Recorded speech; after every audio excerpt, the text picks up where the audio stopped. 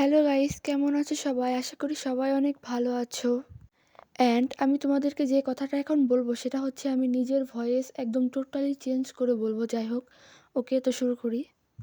তোমরা যারা আমাকে আগে থেকেই সাবস্ক্রাইব করে রাখছো বা আগে থেকেই আমার ভিডিও দেখো তারা হয়তো জানো যে আমার টিকটক আইডি, ইনস্টাগ্রাম আইডি সবকিছু তোমাদের মাঝে আমি রিভিল করে দিছি।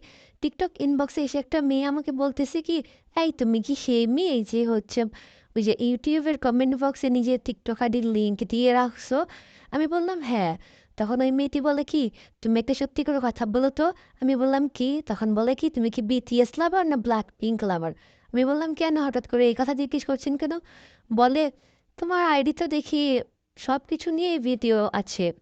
মানে তোমার আইডিতে তো দেখি সবকিছু নিয়েই ভিডিও ছাড়া। তুমি ব্ল্যাকপিঙ্ক ফ্যান না বিটিএস এর ফ্যান আমি তো কিছুই বুঝি না। তুমি যদি ব্ল্যাকপিঙ্ক এর ফ্যান হয়ে থাকো তাহলে প্রোফাইল থেকে চুপচাপ বিটিএস এর ছবি সরিয়ে দাও।"